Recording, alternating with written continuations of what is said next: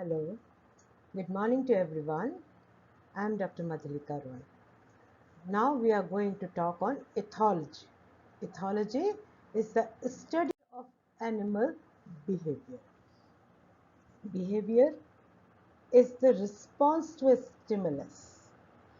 And types of behavior, there are two types of behavior basically. One is innate, that is inherent by birth, and second one is learned behavior, that is acquired behavior, what the organism learned from the atmosphere, from the environment, from the surroundings, etc. तो साथियों, मैंने आपसे ये कहा कि animal behaviour की study को ethology कहते हैं, और जब आप इथोलॉजी पढ़ रहे हैं तो आप बिहेवियर पढ़ रहे हैं, एनिमल्स के बिहेवियर को स्टडी कर रहे हैं। ये बिहेवियर एक्चुअली क्या है? किसी उद्दीपन के प्रति रिस्पॉन्स को बिहेवियर कहते हैं। कोई भी जीव अगर कोई उसे स्टिमुलस मिलता है या उद्दीपन मिलता है तो उसके प्रति वो जो उसका व्यवहार होता है या उसके प्रति वो किस तरह से रिएक्ट करता है, उसे बिहेवियर कहते हैं। Now this behaviour is of two types. One is इनेट। इनेट का मतलब होता है जन्मजात बिहेवियर, जीव इसे अपने साथ लेकर पैदा होता है, ये इनहेरिटेड होता है, जीन्स में होता है, इसे आप इस तरह से समझ सकते हैं। और दूसरा व्यवहार वो होता है, दूसरे प्रकार का व्यवहार, जिसमें जीव ग्रेजुअली अपने सराउंडिंग से, अपने अनुभवों के आधार पर चीज़ों को सीखता है या कोई एक्सपीरियंस को लर्न करता है, तो इसे कहते हैं एक्वायर्ड बिहेवियर। जैसे इनेट बिहेवियर, शिशु नवजात पैदा होते ही स्तनपान करने लगता है, एक उदाहरण ये है। बर्ड्स का माइग्रेशन उन्हें किसी ने नहीं सिखाया, ये इनेट बिहेवियर है। और लर्न बिहेवियर में जैसे भाषा सीखना, जानवरों को या छोटे जो पेट्स होते हैं उनको डोमेस्टिकेट करना, सोशल स्किल्स सिखाना, ये सब लर्निंग बिहेवियर के अंतर्गत आता है। innate behavior, it is inborn behavior in organism, that is it is inherited, it is there in their genes, they have it has been transmitted from their parents to the offsprings. ये व्यवहार जीव अपने साथ लेकर पैदा होता है। It is not modified but genetically based, generally uniform, and very little variation is found in population. It is unaffected by environment. It is beneficial behavior. Innate behavior is necessary for survival and reproduction, as it is inherent tendency of every living being to perpetuate its progeny. यहाँ आप इसे इस तरह से समझ सकते हैं कि इनेट बिहेवियर जन्मजात होता है, इसे इनहेरिट किया गया है, जीन्स के थ्रू ये माता पिता से ऑफस्प्रिंग्स में आया है। ये जेनेटिकली बेस्ड है, इसको मॉडिफाई नहीं किया जा सकता। बहुत थोड़ा परिवर्तन पॉपुलेशन में अगर होता है तो होगा, और ये एनवायरनमेंट के द्वारा अप्रभावित रहता है। ये बहुत ही फायदेमंद बिहेवियर है, और इनेट बिहेवियर अति आवश्यक है सर्वाइवल के लिए और अपनी प्रोजेनी को आगे बढ़ाने के लिए, अर्थात रिप्रोडक्शन के लिए इनेट बिहेवियर बहुत आवश्यक है, क्योंकि प्रत्येक जीव की इनहेरेंट टेंडेंसी है कि वो अपनी प्रजाति को आगे बढ़ाए। Learn behaviour, it is acquired by experience, अनुभव इसे सिखाता है, अनुभव से सीखा हुआ व्यवहार लर्न बिहेवियर है। It shows high variation in population, it can be modified by trial and error, highly affected by environment. It is due to natural selection that organism adapt itself to changing environment. It can be said learning is the product of natural selection, survival of the fittest. इसे इस तरह से समझ सकते हैं आप कि ये अनुभवों के आधार पर सीखा जाता है, और अनुभव ट्रायल एंड एरर से होते हैं, यानी गलतियां करते हैं, सीखते हैं। और पॉपुलेशन में इसीलिए इसमें बहुत वेरिएशन देखने को मिलता है, और ये वातावरण से प्रभावित होने वाला व्यवहार है। नेचुरल सिलेक्शन के कारण जीव अपने आप को चेंजिंग एनवायरनमेंट के प्रति अनुकूलित कर लेता है, और ये कहा जा सकता है कि लर्निंग नेचुरल सिलेक्शन का प्रोडक्ट है, क्योंकि जितना जीव अपने आप को विपरीत परिस्थितियों के अनुकूल कर लेता है उतना ही वह सफल होता है। फिक्स्ड एक्शन पैटर्न, इसे FAP कहते हैं, फिक्स्ड एक्शन पैटर्न। इसको आप ध्यान से समझिए। Fixed action pattern is an ethological term describing an instinctive behavioral sequence that is highly stereotyped and species specific. Fixed action pattern नाम से ही पता चल रहा है कि इसमें पैटर्न्स कैसे रहेंगे, बिल्कुल स्थिर रहेंगे। ये स्पीशीज स्पेसिफिक होगा, बड़ा स्टीरियोटाइपिकल होगा और इंस्टिंक्टिव यानी नैसर्गिक होगा। It is a sequence of इनेट unlearn unchangeable behaviour. हमको नाम से ही पता चल रहा है कि ये चेंज होने वाला नहीं है, जन्मजात है और इनेट इंस्टिंक्टिव है, बिना सीखा हुआ है। Fixed action patterns are said to be produced by the innate releasing mechanisms, a hardwired neural network in response to a sign, stimulus or releasers. यहाँ कई नए शब्दों से आपका वास्ता हुआ। फिक्स्ड एक्शन पैटर्न में आपने देखा हार्ड वायर्ड न्यूरल नेटवर्क, यानी नर्वस सिस्टम से रिलेटेड बात हो रही है। इसमें इन्नेट रिलीजिंग मैकेनिज्म है, ये neural system innate releasing mechanism है, और इसमें जीव का रिस्पॉन्स किसी स्टिमुलस के प्रति होगा। यहाँ ये साइन स्टिमुलस रिलीजर कहला रहा है। सब्सिक्वेंट स्लाइड्स में आप इन्हें देखने वाले हैं। FAPs are basically actions that any species is programmed to perform.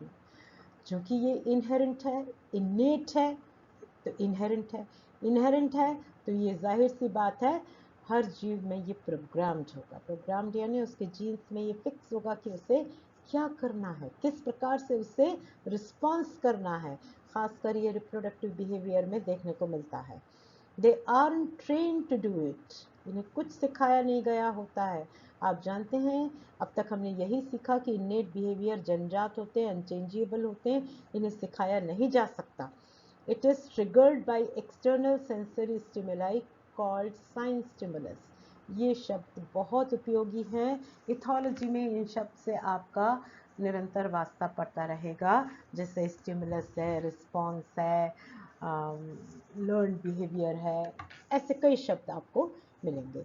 तो फिक्स्ड एक्शन पैटर्न ट्रिगर होता है किसके द्वारा, किसी सेंसरी स्टिमुलाई या उद्दीपन के द्वारा, जिसे साइन स्टिमुलस कहा जाता है। जैसे इसका एक उदाहरण है गूज में, जब वो अंडों को नेस्ट के बाहर की ओर देखती है तो वो उसे नैसर्गिक रूप से अपने अंदर, अपने घोंसलों के अंदर अपनी चोंच की सहायता से ठेलते ठेलते ले आती है। तो ये उसका नैसर्गिक बिहेवियर, इंस्टिंक्टिवली वो एग्स को अपने अंदर, अपने नेस्ट के अंदर सुरक्षित स्थानों पर ले आती है। तो इसमें उसका साइन स्टिमुलस क्या था, अंडों का बाहर पड़े रहना, और उसका बिहेवियर क्या था, ये उसका साइन स्टिमुलस था, और उसका रिस्पॉन्स क्या था, बीक के द्वारा अंडों को अंदर, घोंसलों के अंदर ले लेना। साइन स्टिमुलस, लॉरेंस एंड टिनबर्जन 1938 में उन्होंने इस एक्सपेरिमेंट को देखा। चित्र में आप देखिए गूस को कैसे अपने बीक्स की सहायता से ठेलते हुए, बीक्स की सहायता से कैसे ठेलते हुए अंडों को वो नेस्ट की ओर ले जाने की कोशिश कर रहे हैं। तो this was shown by Lorenz and Tinbergen in 1938. They examined egg rolling behavior in the gray-legged goose. If the egg slipped away, she continued the motion. Once started, the behavior must be completed in a specific way. अगर किसी तरह से अंडे छूट भी जा रहे थे तब भी वो उन्हें ठेल ठेल के अंदर ले जा रही थी। उसका साइन स्टिमुलस था अंडे। ये उसको साइन स्टिमुलस ने गूज ने उनको रिस्पॉन्ड किया, उसके प्रति वो उन्होंने अपना व्यवहार प्रदर्शित किया। Fixed action patterns. Models for fixed action patterns. When presented with unrealistic models, as long as some red sign is present, the attack behavior occurs. No attack occurs with the realistic model that lacks red. ये देखिए, ये एक fish है और इस fish में अगर नीचे की ओर उसका बेली साइन रेड होता है तो फिशेस उसको अटैक कर रही हैं। तो ये, और अगर ये रेड साइन नहीं होगा तो अटैक नहीं होगा। इसके लिए अगर उन्होंने एक मॉडल ले लिया, उस मॉडल में उन्होंने उसकी बेली को रेड कर दिया तो फिशेस ने उसको अटैक किया। लेकिन अगर बेली में रेड साइन नहीं था, यानी साइन स्टिमुलस अगर नहीं था, तो उसको अटैक नहीं किया गया। फिक्स एक्शन पैटर्न्स, ये यहाँ पर कुछ चित्र दिखाए गए हैं, ये वही चित्र है। स्टिकलबैक फिश है जो दूसरे मेल स्टिकलबैक को इन्वेड करती है उसकी टेरिटरी में, उसकी नेस्टिंग टेरिटरी में जाके अगर ये रेड साइन उसे दिखता है तो ये उसको अटैक करती है। कारण उसका साइन स्टिमुलस क्या है, वो रेड साइन, और वो स्टिमुलस है और इसका रिस्पॉन्स क्या है, अटैकिंग। ये देखिए, in male stickleback the sign stimulus for attack behaviour is the red underside of an intruder. Intruder आकर उसी को अटैक करता है जिसका बेली रेड होता है। ये इसमें कई सारे उदाहरण, एक ही चीज में आ गई है स्लाइड्स में। Patterns of innate behaviour, there are several patterns of inborn behaviour in organism, plant हो या एनिमल किंगडम, दोनों में ही इस प्रकार का बिहेवियर पाया जाता है। टैक्सिस, टैक्सिस क्या है, ओरिएंटेशन टुवर्ड अ स्टिमुलस, किसी उद्दीपन के प्रति जीव का मूवमेंट, चाहे वो निगेटिव डायरेक्शन में हो चाहे वो पॉजिटिव डायरेक्शन में हो, टैक्सिस कहलाता है। These are the types of innate behaviors. Reflexes, it is an involuntary and instantaneous movement in response to a stimulus. Action shows instant reaction toward the action. Reflex action क्या है, reflex action वह action है जो त्वरित होता है, इसमें involuntary होता है, इच्छा शक्ति के अधीन नहीं, तुरंत अपने आप होता है, और जैसे ही कोई स्टिमुलस उसे मिलता है जीव को, वो तुरंत रिएक्ट करता है। एक्शन का रिएक्शन होता है, वही है रिफ्लेक्स। जैसे कोई अगर चिमटी काट देता है सोते में तो झटके से चौंक जाना या उस स्थान को झटकना, छींक आना, पलकों का झपकना, ये सब रिफ्लेक्स एक्शंस होते हैं। Instinct, it is the ability of an animal to perform a particular behavior in response to a given stimulus the first time the animal is exposed to the stimulus. Instincts भी innate behavior हैं, जन्मजात हैं। अगर किसी जीव को किसी stimulus या उद्दीपन के सम्मुख पहली बार प्रस्तुत किया जाए तो उसका जो रिएक्शन होगा वो इंस्टिंक्ट है, नैसर्गिक व्यवहार। जैसे अभी आपने देखा कि गूज ने कैसे अंडों को अंदर की ओर करना शुरू किया था।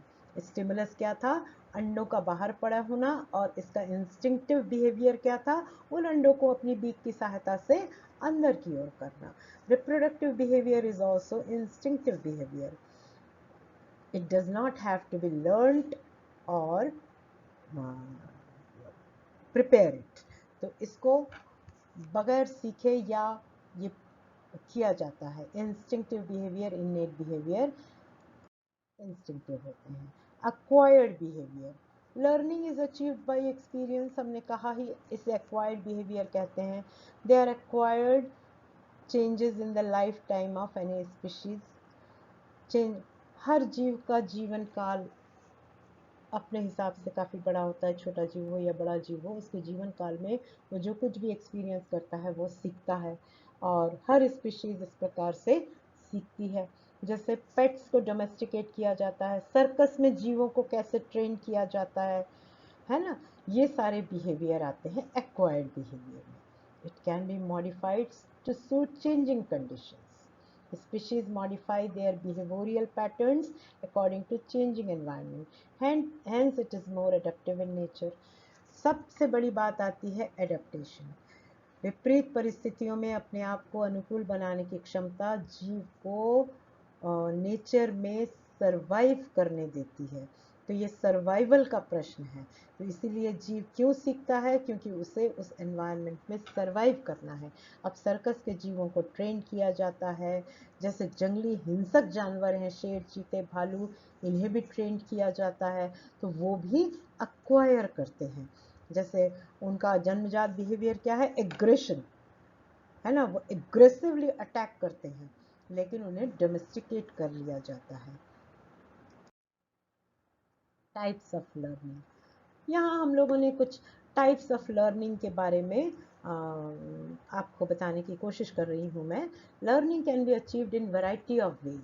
Some are simple, whereas some are complex behavioral patterns. Type of learning include the following: habituation, sensitization, classical conditioning, operant conditioning, observational conditioning, play, insight learning. तो ये हम अपने व्यक्तिगत अनुभवों से भी जानते हैं कि किस प्रकार से सीखा जाता है। सीखने की कोई सीमा नहीं होती। इन सब में अभी आप सबसीक्वेंट स्लाइड्स में इनको देखिए, समझिए इनको। Habituation and sensitization, this is one of the simplest pattern where when an animal is repeatedly exposed to some stimulus, it decreases the frequency of response. शुरू में जैसे ही उसे वो रिस्पॉन्स दिया जाता है, स्टिमुलस दिया जाता है, वो तुरंत उसको रिस्पॉन्ड करता है। धीरे धीरे धीरे ये रिस्पॉन्स कम होने लगता है। इसका एक बहुत सुंदर उदाहरण है, अगर आप किसी सॉन्ग बर्ड के केज में एक स्टफ्ड आउल टॉय के रूप में उसमें रख दीजिए, आपने भर के आउल रख दिया, तो पहले तो वो क्या करेगी सॉन्ग बर्ड, वो ये स्टिमुलस हुआ उसका, वो स्टफ्ड टॉय, वो उसको देख के तुरंत रिएक्ट करेगी। कैसे रिस्पॉन्ड करेगी? जैसे वो रियल प्रीडेटर हो, यानी शिकारी हो, वो उसको मारेगी।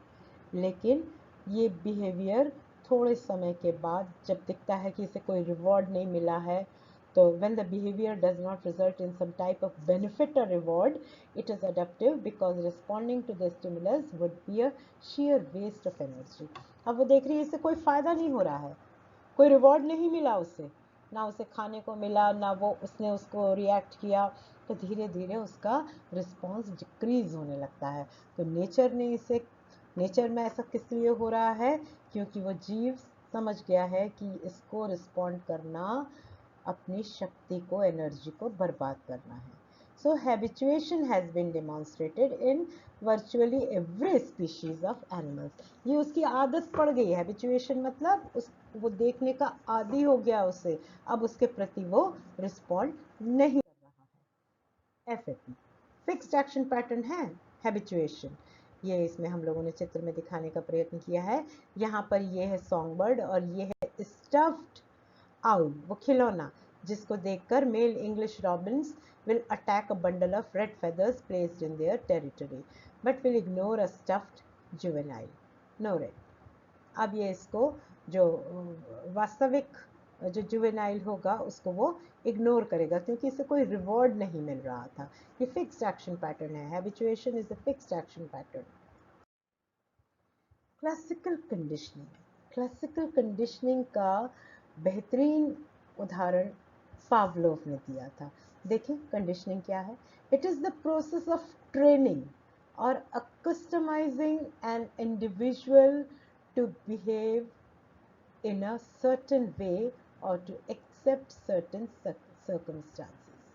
ये ट्रेनिंग की प्रोसेस है या अकस्टमिंग की प्रोसेस है, यानी उससे यूज टू होने की प्रोसेस है। कोई इंडिविजुअल किसी व्यवहार के प्रति अगर आदी हो जाता है, उसको उसके लिए ट्रेन किया जाता है, तो ये लर्निंग कंडीशनिंग, इसे कंडीशनिंग कहते हैं। ये क्या करता है? उन सर्कमस्टांसेस में इस परिस्थिति को स्वीकार कर लेता है, वो उसका आदी हो गया है उस व्यवहार का।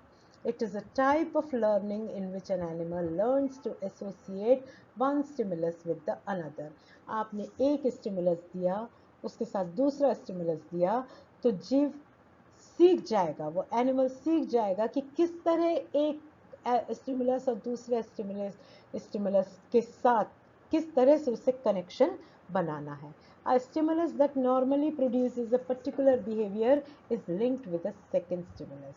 तो पहला स्टिमुलस दूसरे स्टिमुलस के साथ किस तरह से जुड़ा हुआ है और एनिमल किस तरह से उसको रिस्पॉन्ड कर रहा है. The second stimulus is something neutral to which the animal does not normally respond. First stimulus के प्रति यानी पहले उद्दीपन के प्रति उसने रिस्पॉन्ड किया, दूसरे के प्रति नहीं किया, लेकिन दूसरा उद्दीपन भी जब साथ में जुड़ा है तो उसका रिएक्शन वो उसके प्रति भी रिस्पॉन्ड जरूर करता है. If the animal is repeatedly exposed to both stimuli together, it learns to associate the two stimuli. ये तो अच्छे से मालूम है कि एक उद्दीपन के प्रति वो रिस्पॉन्ड करेगा, दूसरे उद्दीपन के प्रति वो रिस्पॉन्ड तो नहीं कर रहा था, लेकिन जब दोनों को एक साथ दिया जा रहा है तो ये जीव सीख जाता है कि किस प्रकार उन दोनों को रिलेट करना है और किस प्रकार से रिस्पॉन्ड करना है. Because of this association, the animal will respond to the second stimulus alone in the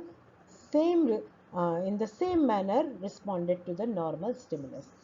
अब जब पहला स्टिमुलस नहीं दिया गया और दूसरा स्टिमुलस दिया गया तो जीव देखिए बिल्कुल दूसरे स्टिमुलस को भी रिस्पॉन्ड करेगा. देखिए अब क्लासिकल एग्जांपल, पावलोवियन कंडीशनिंग. एक रशियन साइंटिस्ट थे इवान पावलोव. उन्होंने अर्ली 20th सेंचुरी में डॉग्स के ऊपर कुछ एक्सपेरिमेंट किए. ये बड़ा ही विश्व प्रसिद्ध एक्सपेरिमेंट है. एनिमल बिहेवियर में ये बड़ा ही क्लासिकल एग्जाम्पल माना जाता है. उन्होंने देखा कि डॉग्स जब वे फूड का स्मेल पाते थे तो वो ड्रूल करने लगते थे. They also drool when they think of about to be fed. वो उनकी लार टपकने लगती थी जब उनको भोजन की स्मेल आती थी, और अगर वो ये सोचते कि उन्हें भोजन दिया जाने वाला है तब भी वो ड्रूल करते थे. तो Pavlov conditioned dogs to drool when they heard a particular sound such as bell or whistle. Pavlov ने क्या किया, उन्हें अपने साथ रखा और उन्होंने भोजन देने के पहले वो पर्टिकुलर आवाज़ करते थे, या घंटी बजाते थे या विसल बजाते थे. तो डॉग्स रिस्पॉन्ड करते थे, वो ड्रूल करने लगते थे. उन्हें लगता था अब उनको भोजन मिलने वाला है, क्योंकि भोजन के पहले ही वो घंटी बजाते थे. तो भोजन पहले एक रिस्पॉन्स और घंटी दूसरा response. He made the sound just before giving food to dogs and dogs learn to associate the sound with food. तो अब डॉग्स जैसे ही घंटी की आवाज़ सुनते या विसल की आवाज़ सुनते उनके मुंह में पानी आता, तो उनको क्या लगता है ये दूसरा स्टिमुलस है. विसल, साउंड, ये सब दूसरा स्टिमुलस है. पहला स्टिमुलस तो ऑफ कोर्स फूड है. तो ये डॉग ड्रूल करते थे कि उनको लगता था कि अब उनको फूड मिलने वाला है. In a short time they started drooling as soon as they heard the sound. अब भोजन मिले ना मिले, लेकिन जैसे ही विसल की आवाज़ आती वो ड्रूल करने लगते थे. Because of Pavlov's research in this field, classical conditioning is sometimes called Pavlovian conditioning. तो ये बड़ा ही क्लासिक एग्जाम्पल है. Now taste aversion. दूसरा एग्जाम्पल क्लासिकल कंडीशनिंग का है, वो है condition taste aversion. Animals may learn not to eat certain food if they have ever become ill after eating them. Animals तो कहीं भी कुछ भी खाते हैं, लेकिन अगर मान लीजिए कोई विशेष प्रकार का फूड खाने के बाद उन्हें परेशानी हुई, वे बीमार पड़ गए, तो वो अब उस फूड को नहीं खाएंगे. This is an adaptive trait because it may help them avoid foods that are poisonous. आप देखिए प्रकृति में कितने तरह के भोजन हैं, लेकिन क्या प्रत्येक जीव प्रत्येक भोजन को अपना लेता है? कुछ पेड़ ऐसे बाहर हैं उन्हें गाय कभी नहीं खाती. कुछ भोजन ऐसे पड़े रहते हैं जिन्हें कुत्ते कभी नहीं खाते, क्योंकि वो जानते हैं कि ये इनके लिए लाभदायक नहीं है. तो ऐसे में ये क्या हो रहा है, ये एक एडेप्टिव ट्रेट है. बहुत अच्छी बात है, नेचर के अनुकूल विपरीत परिस्थितियों में इन्होंने अपने आप को अनुकूल ढाल लिया।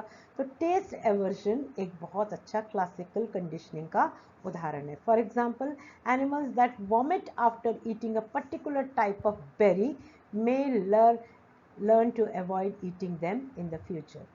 गलती से किसी जीव ने खा लिया, उसके बाद उन्हें वॉमिटिंग होने लगी और दूसरी तकलीफें होने लगी, तो अब वो उसे नहीं खाएंगे। So they become conditioned to avoid the berries because they have learned to associate the berries with vomiting.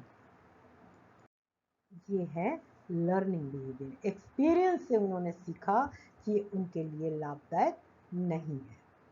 Factors influencing behaviour. कई ऐसे कारक हैं जो बिहेवियर को या व्यवहार को प्रभावित करते हैं।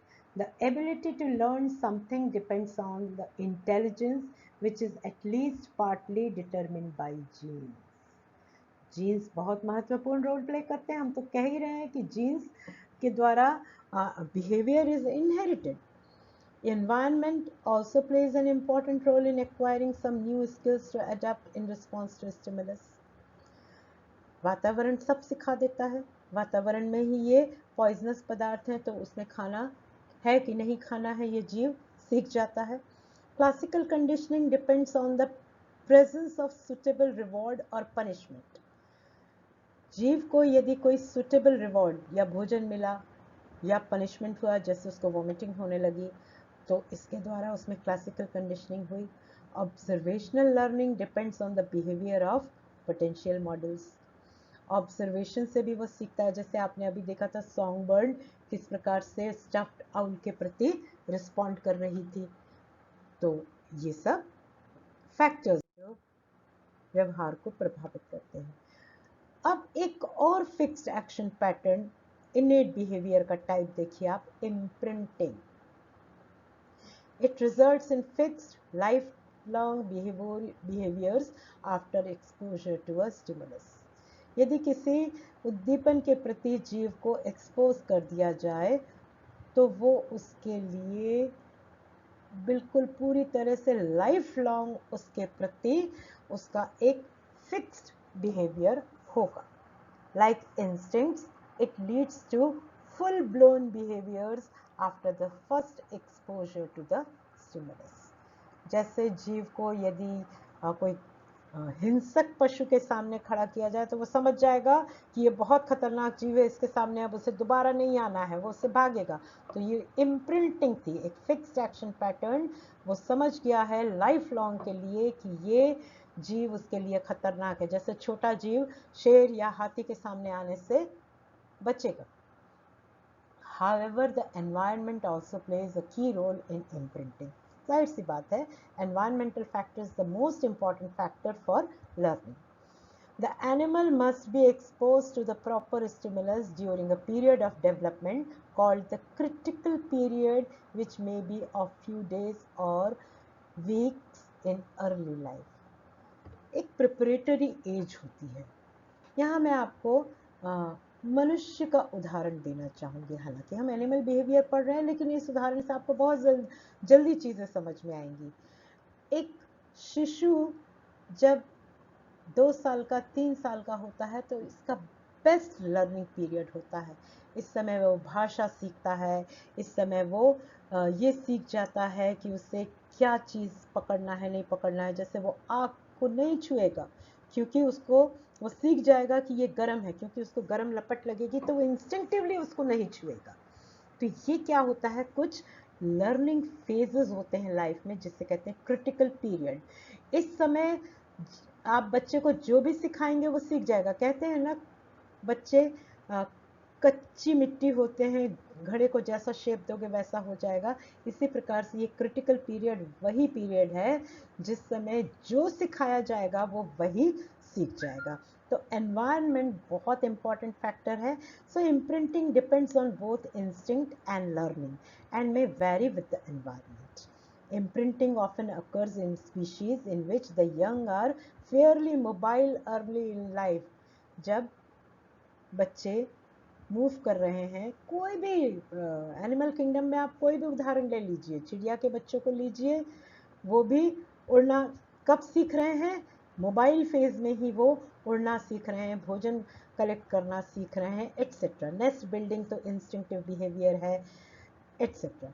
Examples of imprinting includes species of aquatic birds and herbivorous mammals where baby animals instinctively follow and become attached to whatever large moving object they first see during the critical period. यहाँ आपको समझ में आया? जो baby छोटे बच्चे aquatic birds का hatch आया, जो चूज़ा निकला, या हर्बीवोरस मैमल्स, उनका लार्ज मूविंग ऑब्जेक्ट क्या है? उनकी मदर। वो अपनी माँ को फॉलो करते हैं और इस पीरियड में वो सब सीखते हैं जो उन्होंने वातावरण में वो देखा। The moving object is usually their mother. देखिए, becoming imprinted on the mother depends on their survival. तो ये सब सर्वाइवल के लिए हो रहा है। जीव प्रकृति में जीने के लिए संघर्ष करता है और क्रिटिकल पीरियड में जो सीख लिया, जो इम्प्रिंटिंग हुई, वो लाइफ लॉन्ग चलती है। ये सब इनेट बिहेवियर के पैटर्न है, fixed action pattern. Imprinting in animals, there are many other examples of imprinting in animals. देखिए, puppies must be exposed to humans within the first 2 or 3 months of life, or they will never become socialized and be suitable as human companions. Puppies को पालना एक normal process है। बहुत लोग बहुत शौक से कुत्ते पालते हैं और उन कुत्ते के बच्चों को, जिन्हें पपीज़ कहते हैं, वो छोटी अवस्था में 1-2 महीने की अवस्था में ही अपने पास ले आते हैं और ये बच्चे उनके साथ बिल्कुल घुल मिल जाते हैं। और इस समय अगर नहीं घुलेंगे मिलेंगे तो बाद में बहुत परेशानी होगी। In birds called zebra finches, chicks raised with another species of birds rather than with other zebra finches.